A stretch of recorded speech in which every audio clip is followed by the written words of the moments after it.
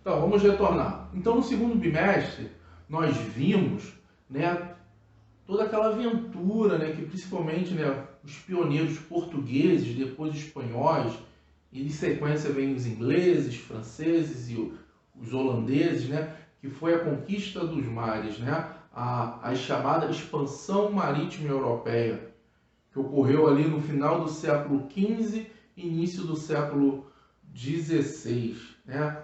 Nós vimos lá nas aulas passadas a chamada conquista da América, né, feita pelo Cristóvão Colombo, né? Ele foi o primeiro europeu, né, oficialmente, né, porque já existem histórias muito anteriores da chegada de Colombo à América, né, de povos nórdicos ali, onde hoje é o Canadá, né, chamados famosos vikings, né? Eles chegaram à América, só que não colonizaram e não tomaram posse, diferente dos espanhóis e portugueses. Então nós vimos que apesar dos espanhóis terem chegado primeiramente à América, né, o povo pioneiro dessa expansão marítima foi o povo português, né, ali costeando todo o continente africano, a conquista de Ceuta, lá atrás, ainda no século XV, não foi isso? Então, eles vieram porque os portugueses eles tinham uma outra ideia,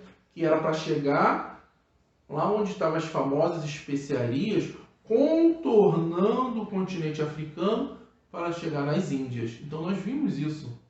Já os espanhóis, seguindo a ideia de um genovês, chamado Cristóvão Colombo, eles foram navegando para o oeste, porque Colombo já tinha a ideia de que a Terra era uma esfera, que até então eu vou fazer uma circunnavegação, porque eu vou chegar lá do outro lado, no Oriente, rumando para o oeste, eu vou contornar a Terra. Então, há 500 anos atrás, Colombo já tinha a real noção de que o planeta Terra é redondo. Nada de terra plana. Colombo, há 500 anos atrás, já sabia disso. Né? Aqui, ó, planetas. Todos os planetas do Sistema Solar são redondos. Aqui é uma representação até de aqui, ó, Saturno, né, com os anéis. Então, todos os planetas, a Lua é redonda. Por que o planeta Terra vai ser uma pizza? Né? Plana, chata. Então, Colombo já tinha isso em mente. E aí, Colombo chega em 1492, né, ali nas Antilhas, né, no Mar do Caribe, morre pensando que havia descoberto um caminho para as Índias, tanto é que os habitantes, né, daqui dessa região, ele vai colocar o nome de índios, né? Pouco tempo depois, em 1500, é a vez dos portugueses, né? Vocês viram lá aquela animação, eles já sabiam da existência dessas terras a oeste. Só que vamos lá, a gente vai lá, comprova, toma posse e seguimos nossa viagem lá, contornando o Cabo da Boa Esperança rumo às Índias. Então, Pedro Álvares Cabral, em 22 de abril de 1500, vem aqui, reconhece esse território, toma posse, finca a bandeira, põe uma cruz, né? Na verdade, bandeira não. Vai lá, o símbolo era pôr a cruz, né? E a cruz tem a primeira missa e toma posse, né, para Portugal. E segue sua viagem.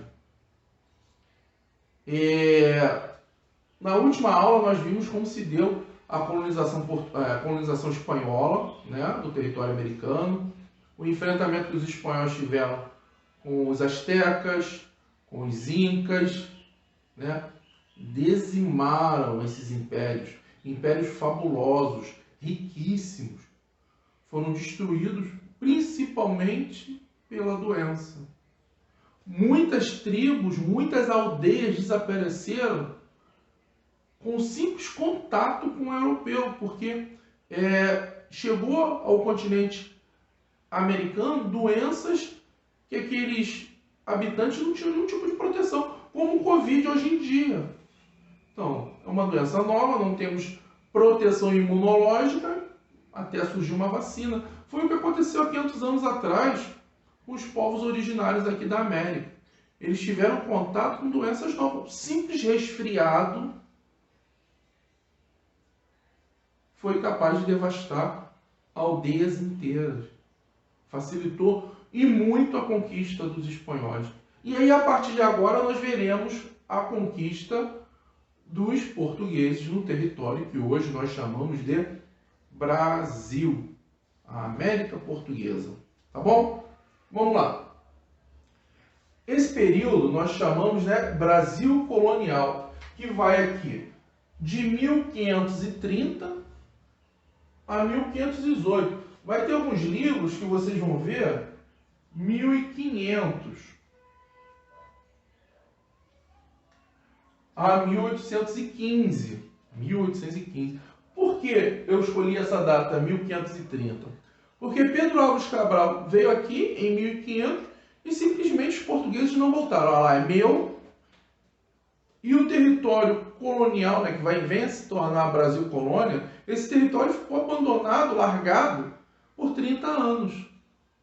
Quando franceses começaram a vir aqui, beliscar um pedacinho de terra aqui, querer um pouquinho de pau-brasil dali, os portugueses, opa, eu não queria, estava ali largado, mas agora que estão chegando esses franceses aí, ingleses, estão querendo estar de olho no meu negócio, eu vou efetivamente colonizar.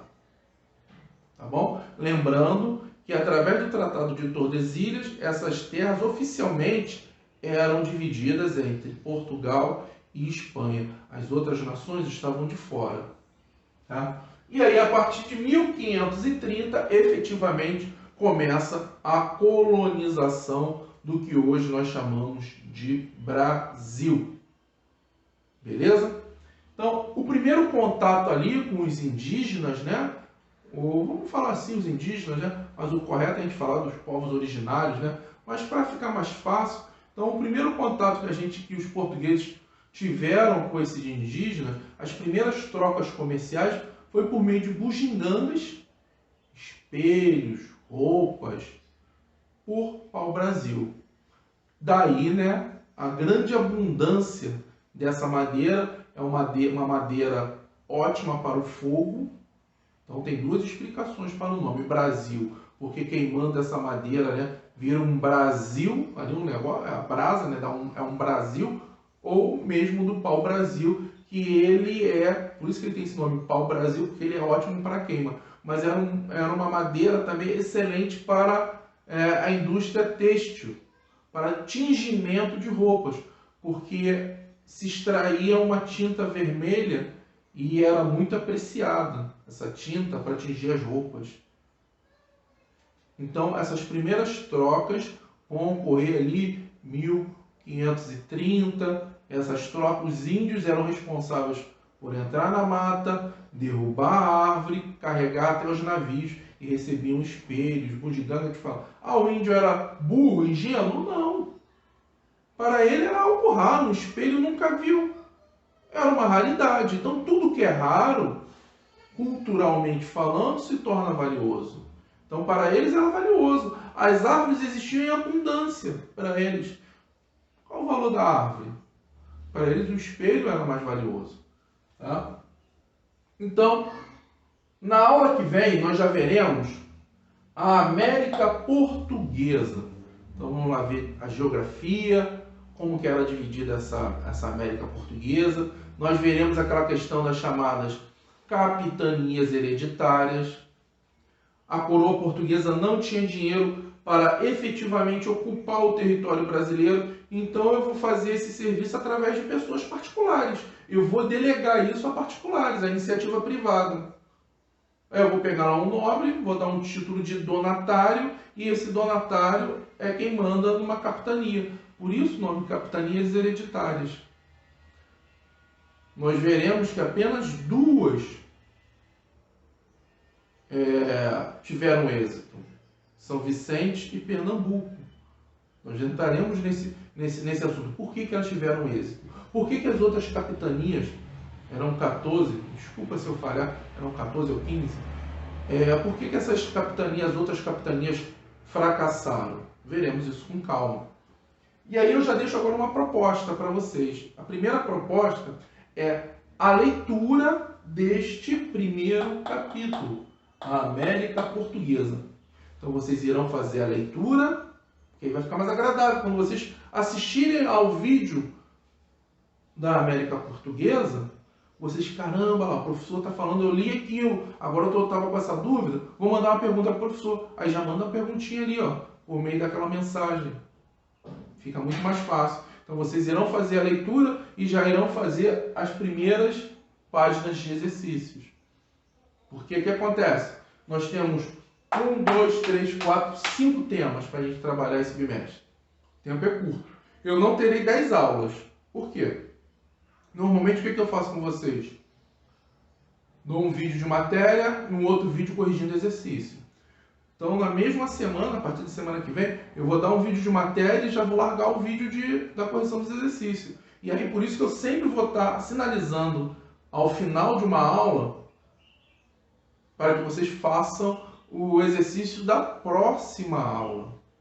Aí, quando tiver dúvida, não conseguir fazer alguma coisa, vai ter a correção para ajudar, tá? O nosso segundo tema, cultura no período colonial. Como que era a cultura colonial? Já de antemão, vou falar para vocês que era uma cultura muito baseada na religião. E qual religião? Católica, apostólica, romana. Lembra do Tratado de Tordesilhas?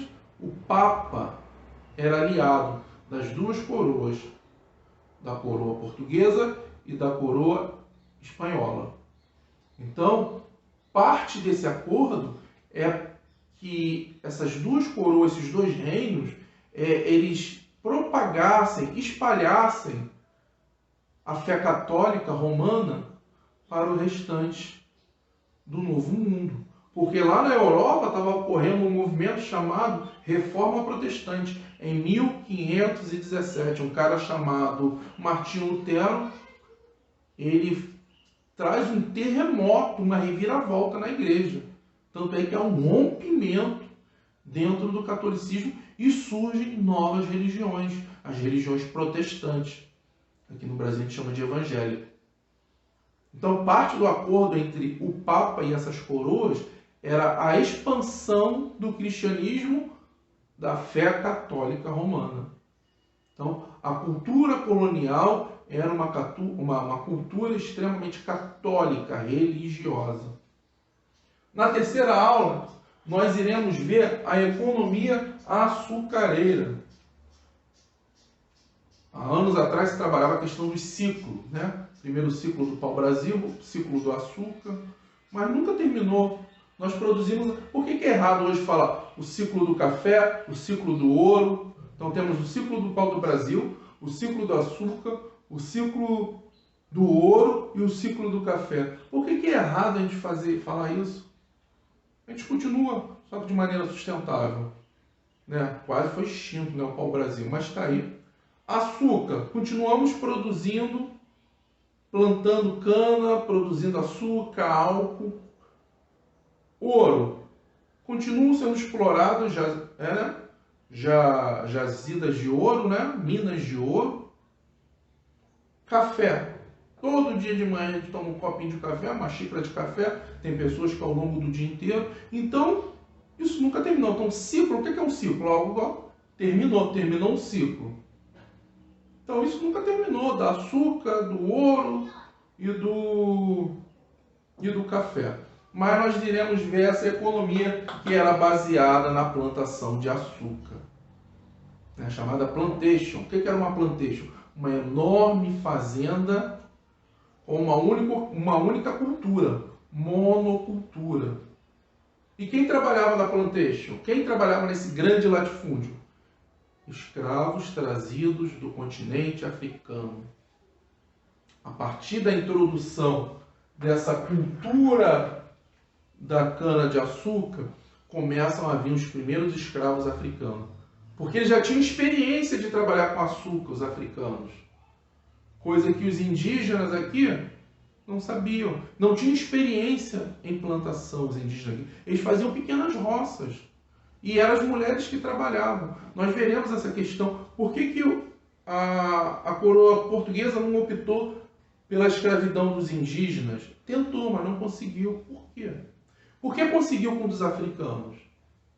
Veremos isso. Então, essa economia que girava em torno da produção do açúcar trouxe para Portugal grande lucro. E muitas pessoas enriqueceram. Eram os chamados senhores de engenho. Veremos também na quarta aula, escravidão e resistência. Porque esse preto africano, essa preta africana trazida lá do outro lado do Atlântico até aqui, quando chega, vai aceitar isso de boa? Será que não ocorreram revoltas, rebeliões, tentativas de fuga? Não houve resistência, aceitaram passivamente? É o resgate da memória. Para vocês terem ideia, uma das formas mais dramáticas de resistência era o suicídio. Por quê? Esse africano escravizado, ele vinha lá do outro lado do Atlântico. Então, dentro da cultura dele, a água era um portal. Era um portal para o mundo dos mortos e o mundo dos vivos. Então, quando eles entravam no navio negreiro, atravessavam o Atlântico, eles chamavam do Atlântico de Grande Calunga. Era um portal. Calunga era essa divisão. Era por meio da água que interagia os vivos e os mortos. Então, eles pensavam, nossa, eu estou no mundo dos mortos. Porque ele está numa paisagem diferente, está num local diferente. Eu morri, eu estou no mundo dos mortos. Como que eu faço para voltar para o mundo dos vivos? Olha só. Eles cometiam suicídio muitas das vezes em água, se afogando, se jogando em rios, se jogando no mar, se afogando ou se enforcando em árvores. A árvore também era sagrada para eles. Era onde moravam os espíritos. Então, quando eles morriam afogados, o que eles imaginavam? Estou atravessando novamente o Grande Calunga e retornando para a Mãe África. Então era uma forma de resistência, era uma forma de fuga. Nossa, eu fico até arrepiado de lembrar, de falar isso para vocês. Então, escravidão e resistência. E por fim, na última aula, nós vamos ver uma coisa chamada União Ibérica e invasões estrangeiras. Em 1580, o rei de Portugal, Dom Sebastião, ali, ainda nesse processo de expansão marítima, ele foi pessoalmente lutar, onde hoje é o Marrocos, né, para defender ali a feitoria que já existia há anos. Né? Lembra ali? Ceuta ficava ali, onde hoje é Marrocos. E esse rei, Dom Sebastião, ele desaparece. Só que ele não deixou herdeiro. Quem vai reivindicar a coroa portuguesa era o primo dele, rei Dom Felipe, rei de Espanha. Então, a união dos dois reinos. Porque a coroa portuguesa ficou vaga. O rei morreu sem deixar herdeiros. Então, é a chamada União Ibérica, que foi de 1580 até 1640. Essa União Ibérica durou 60 anos. E aí nós vamos ver o que houve para o restabelecimento da monarquia portuguesa. As invasões estrangeiras, nós teremos um ator importante, que são os holandeses. O período que os holandeses dominaram ali parte do Nordeste brasileiro. Tentaram primeiramente na Bahia, fracassaram, voltaram anos depois e conseguiram conquistar onde hoje é a região ali de Pernambuco. E do outro lado do Atlântico, só para vocês terem ideia, esses holandeses também conquistaram territórios portugueses, onde a Angola era colônia também portuguesa. Por quê? Era interessante para Portugal ter colônia lá na África, no continente africano, e ter o Brasil colônia. Por quê? O continente africano mandava mão de obra escrava. Aqui, esse escravo produziu açúcar que eu mandava para a Europa. Então, os holandeses, eles dominam dos dois lados. Tanto as colônias portuguesas no continente africano, como aqui parte do Nordeste brasileiro. E o curioso é saber que os holandeses sempre foram amigos dos portugueses. Mas por que os holandeses se viraram contra os portugueses? Tem tudo a ver com a União Ibérica. Porque a Holanda era inimiga da Espanha. Porque durante alguns anos, os chamados Países Baixos, né, onde a Holanda, esses Países Baixos, eles foram domínios, faziam parte do domínio espanhol. Eles lutaram contra o domínio espanhol. Então a Espanha era uma grande inimiga. Então agora é uma única coroa, chamada União Ibérica. O rei é o rei espanhol. Ah, desculpa, portugueses, agora vocês também são meus inimigos. Vocês estão dominados pelos espanhóis, tá? E aí é o momento que esses holandeses invadem aqui o nosso território aqui do Brasil colônia. Uma história muito curiosa. Já teve samba enredo, várias histórias, filmes, e a gente vai ver tudo isso. Tá bom, moçada? Não se esqueçam do aviso que eu botei lá no primeiro vídeo. Vamos nos motivar, vamos ter fé, vamos ter esperança, que o mais breve possível isso passará. Um grande abraço, um beijo no coração de todos e todas.